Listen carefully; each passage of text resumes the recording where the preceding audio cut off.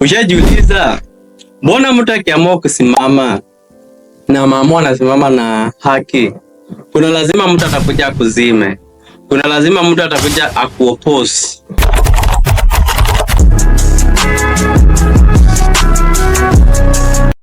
Was that ant that stood up to me? Kuna mtu ameniambia niangalie video, nikakumbuka kitu walifanyia Albert. This one is only for entertainment purpose. Hebu tuone kwanza. Yeah, but we can forget about him. Yeah, it was just one ant. One ant.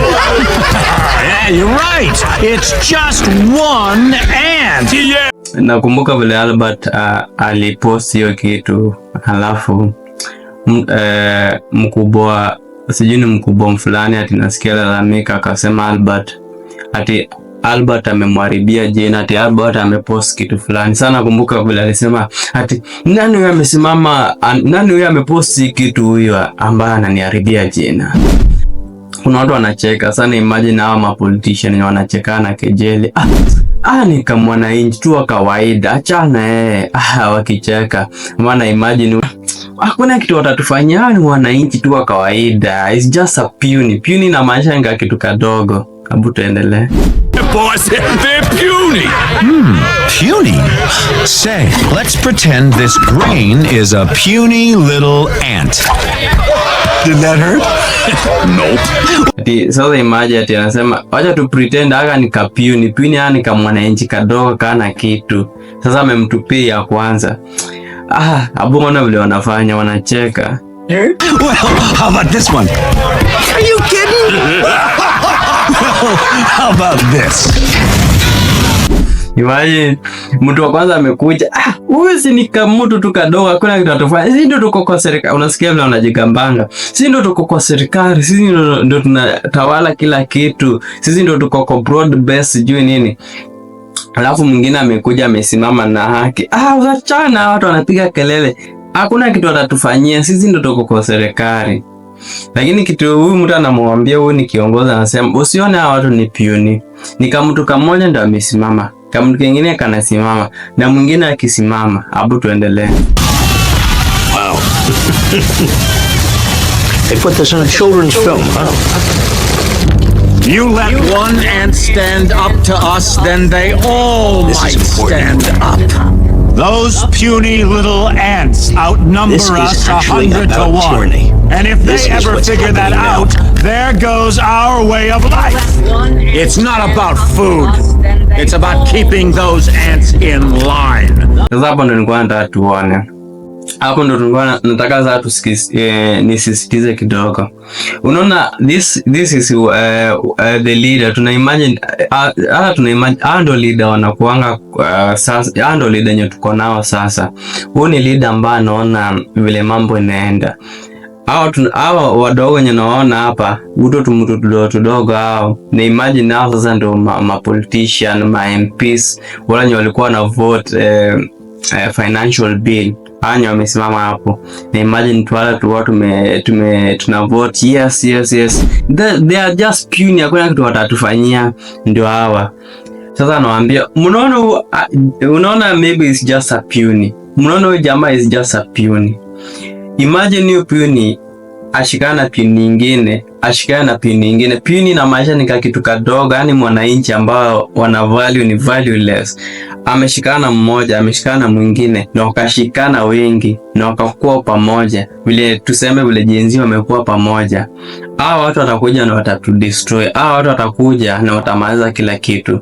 Na imagine politician, MPs. Tuko na 253 MPs ama member of parliament. Tuseme kila member kwa na bodyguard wawili. Tuseme maybe wako na 600 bodyguard.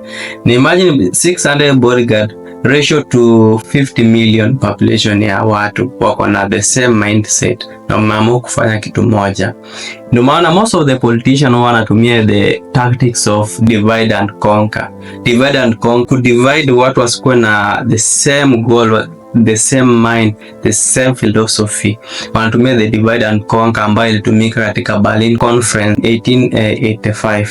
In 1885-1886 the Berlin Conference wanatumia that tactics of divide and conquer. The way wali divide Africa wanatumia that rule of divide and conquer. The same politician wanatumia that rule. Huyu ni kabila wetu, huyu ni mtu wetu. Sisi watu wa mlima tusikizane na watu sijui wa wapi. Sisi watu wa Leka tusikizane na watu wapi. Sisi ni usijui ni Bantu, sisi ni Nile.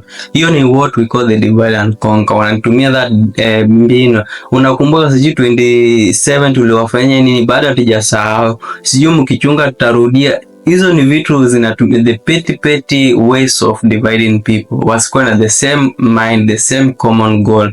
Wasikuwa na the same focus. Ndio maana wanatumia the divide and conquer. Wanajua watu wakishikana, hii jamii fulani imeshikana, washikana watu waseme sisi ni watu mmoja na tunakaa katika kitu moja, tumeamua tufanye kitu fulani.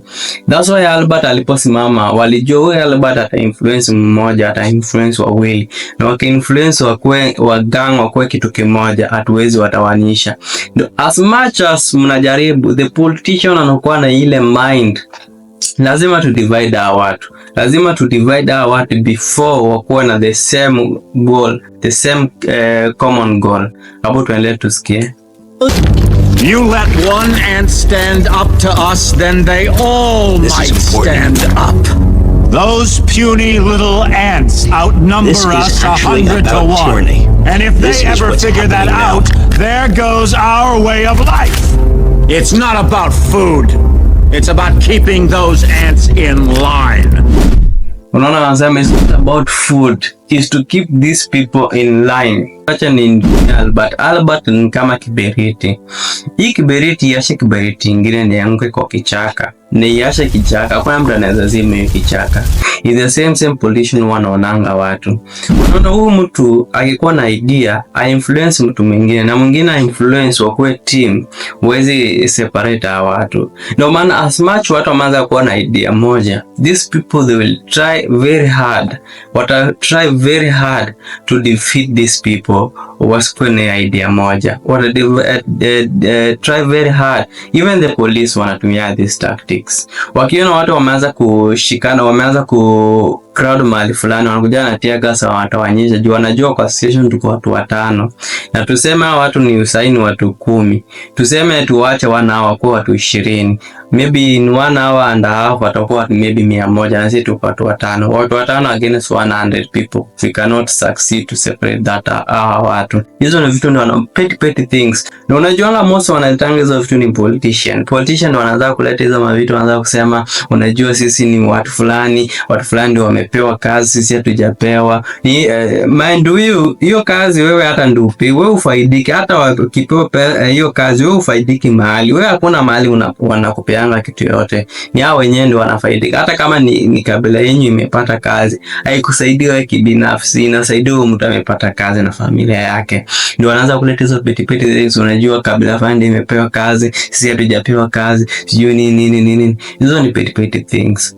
Lakini watu wakisimama waseme tunataka tuende in this direction, ma politician wanaogopa juu wanajua. That's why most of the politicians wanatumia this tactics of divide and conquer. Wakiona watu wameanza kuwa na the same idea, wanaletanga hizi mambo ya divide and conquer. Na tuwezi walaumu juu hii divide and conquer ililetwa na the overseas people walikaa kwa Berlin Conference, na ndio tunatumia same script, the same education system, the same rule. That's why tunakuwa na hii mashida. Na if hatutakaa chini tuseme this is what tunataka tufanye, but tutaendelea kuwa na hii shida. That's why they will wanatumia the divide and conquer, and this is the tactics wametumia and over, and they may succeed. And if mtajaribu kuondoa this thing, that's why itakuwa the start of development, the start of new era. We are awake, aware and prepared.